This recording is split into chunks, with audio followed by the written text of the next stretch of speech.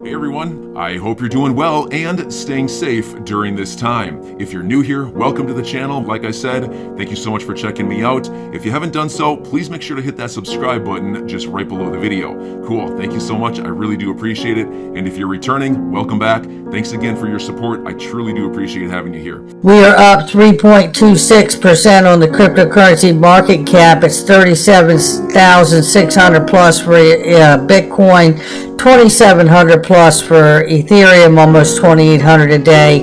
We see Cardano at $1.05. Solana is coming in at $102 and change. XRP is 60 cents.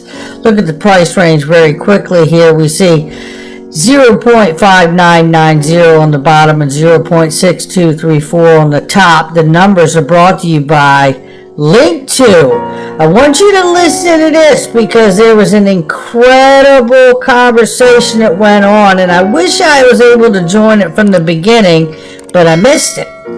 But I was able to hop in and catch part of this conversation, and towards the end here, where they were taking questions and comments, I was able to participate, and we were able to really, somebody had some questions about XRP, and listen, it's all speculative.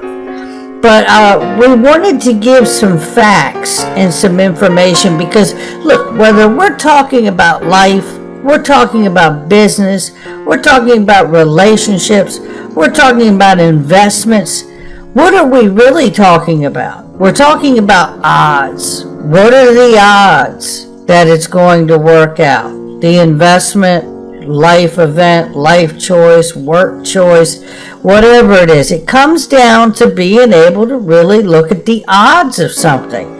And look, there's still no guarantee in any of that either, but that's really where we're at here. And what we were really offering here in this particular clip from Nick Burafedo from Link2 at link2.com. You know, it's private investing made simple. Check out the link in the description and comment section. You can get Link2 bucks if you refer a friend, and your friend can get Link2 bucks. So make sure you check them out and all the great products they have if you're an accredited investor. And if not, sign up anyway. Take a listen to this. This is about Ripple and the strength that they have as a company, as well as the power of being able to analyze what exactly we're looking at with XRP itself. And just take a listen. Don't forget, Ripple picked the toughest use case in the digital asset space over anyone, and that's why it's taken the longest. And in years to come, the people who don't see it today or who didn't believe it today will look back and say, oh, that makes sense, because they didn't take the time to do their own research and understand what Ripple is actually doing. And it'll be clear, there's a lot of things that have happened over the years that we look back and say, wow, that made sense, but it didn't make sense at the time. And XRP is going to make a lot of sense to people, and it's not going to take long. Yeah, can I throw something in? I know we got to end it, but I just want to throw this in too because I just think it's so pertinent. We look at the proofs in the partnerships. We also look at the people behind the company. Look at the board of Ripple and understand how many people from the U.S. Treasury are there. That's not a mistake. Then also look at the note, the note conversation. We always talk about the Howey test with the SEC case. But when something is a note, is always said at the tail end of what Gary Gensler or Hester Peirce talk about the SEC case. They talk about the Howey test, and then they talk about the Reeves test. When something is a note is like Federal Reserve dollar bill note, right? That's what they're talking about. Just for that exactly holding up. Right? This $5 bill has a Ripple board member's name on it. It says Rosie Rios. Exactly. That isn't on accident. If you're here and you don't believe in XRP and what Ripple's doing, why is Rosie Rios' name on your money, and why is she on the board of XRP? Why is she on the board of Ripple, who's looking to use XRP to move money around the world cheaper and faster than anybody's ever done it? Guys, all you have to do is reach in your pocket, grab your money, and pay attention. These are not tough clues to find. They're right there. Well, and to Brad's point, Nick, look at the top side of that $5 bill. What does it say? It's a Federal Reserve note. That's right. It's a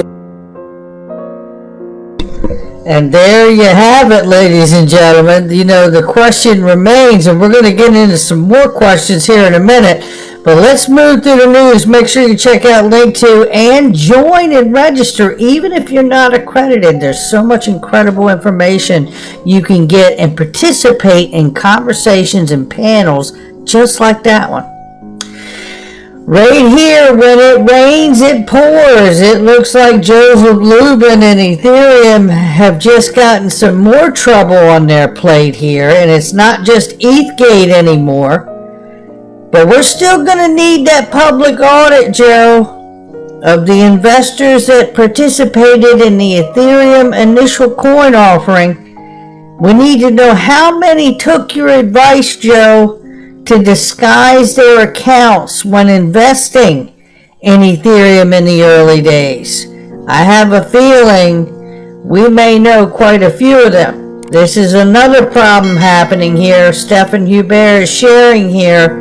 This is a lawsuit that's coming from Kavita Gupta, and she is now suing Consensus after working for them, and the claims that she is making here about happy hour held upstairs at Consensus in the Brooklyn office were also fraught for Gupta, who does not use illicit drugs, and she names these certain things that were used in the office, all of which were offered to Gupta, caused her to feel ill at ease at the office. Joseph Lubin, who openly discusses his fondness for LSD, set the tone for this behavior, she says. She was also distressed when two of her colleagues, early Consensus employees, expressed concerns that prior to her arrival, they were being paid in Ethereum cryptocurrency without appropriate tax reporting and withholding. You know, when you don't have the truth on your side, things just constantly landslide, right? They just continue to tumble. And here's more evidence of what we've actually heard directly from Vitalik Buterin and Joseph Lubin. They have said it out of their own mouth. I've played the clip many times on the channel. You can search it. Ethereum is not scalable. They both have said it.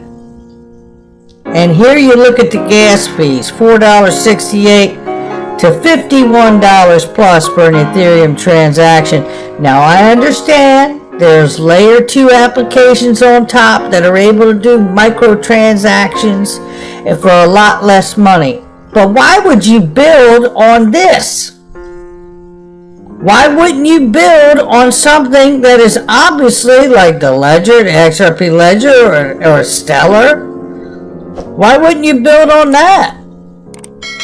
Why would I want to build on something that has that kind of issue? It just seems to me if you're going to start with something, a good foundation is the best place to start. And I wouldn't start with something where the co-founders admitted it's not scalable. Here's something that's actually scalable. It's inflation. Yeah, Christine Lagarde actually talking about looks like inflation's going to stick around a little longer than we thought. Thought it was transitory. Inflation has risen sharply in recent months, and it has further surprised to the upside in January.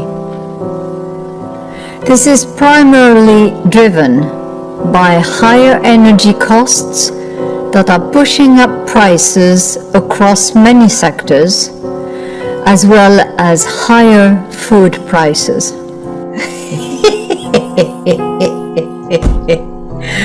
Oh, goodness. Now, I'm not an economist, and I'm sure not a lawyer. But what I can tell you is that higher food costs and higher fuel costs come from a cheaper dollar, right? When your dollar, whether it's a US dollar or a euro dollar, it doesn't matter what dollar, but when it loses value from inflation, that means fuel costs and food go up. This is why the argument to pay more for people that are making minimum wage is really kind of like it's a political argument, but it really isn't a solution, because every time they raise something like the minimum wage, what do the people in the fuel world and the food world do? They raise the cost of everything because they gotta pay more for the employees, right? It's pretty simple. They never eat that difference. That's the problem, right? And obviously, whether it's the European Central Bank or the U.S. government and the Fed, they all realize that inflation is going to be here for a much longer term than they ever wanted to let on.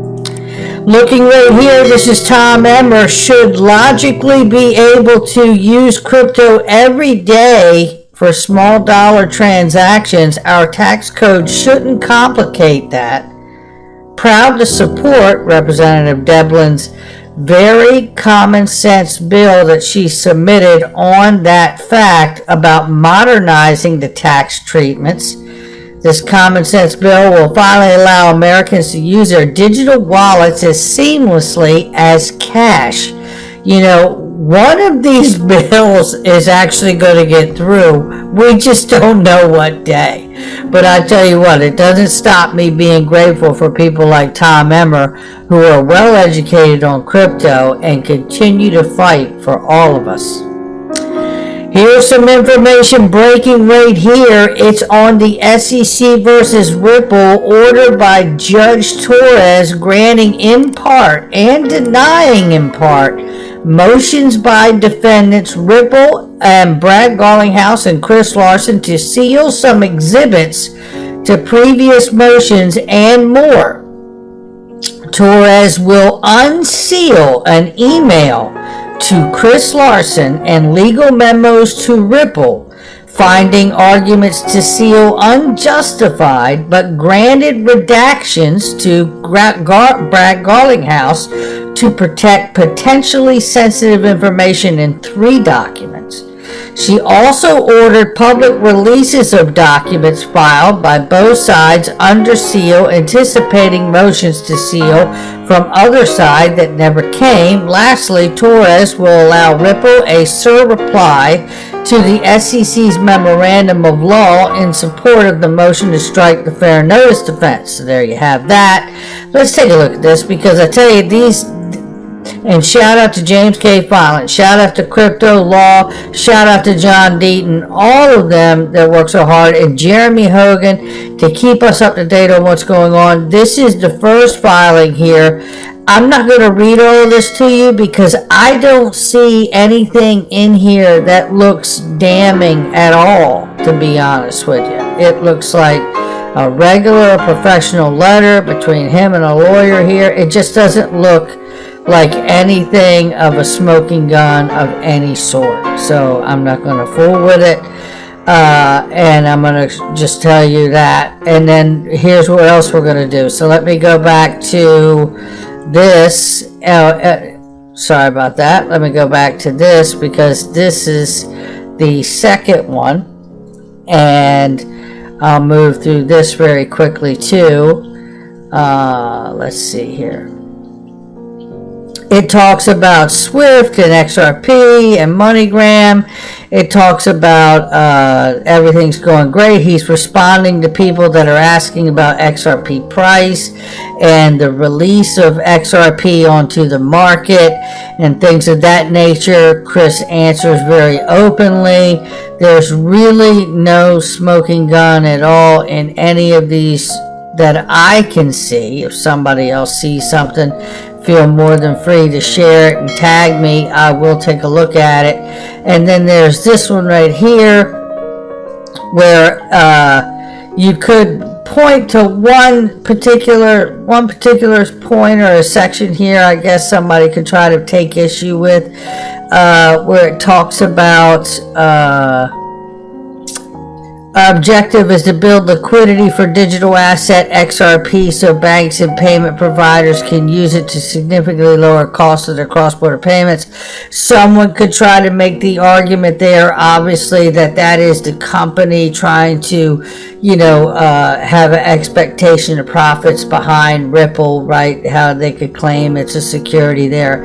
The problem with that is that XRP operates like currency. So if in fact it is currency, then the objective to build liquidity is to use seigniorage to incentivize these other market makers to use it instead of using the direct path of payment they had been using, which is not really so direct in cross-border payments, and switch to this new bridge path. So if the argument comes down to, if you believe it's money, this is not a security statement, right? If you believe it's a security, like I'm sure Gary Gensler does, then he would probably try to take issue with that particular portion of the actual letter itself.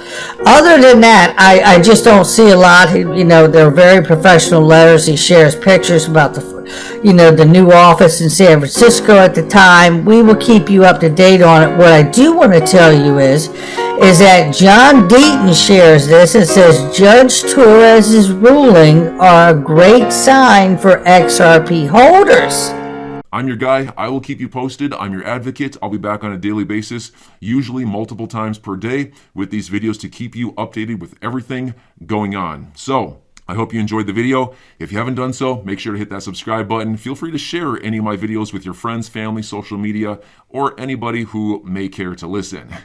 Thanks so much for your continued support. I'm always here for you. I want to help you through this time. So thank you so much for continuing to choose me. Enjoy your day, stay safe, and I'll catch you again probably in a couple hours. Thanks, everybody. See you later.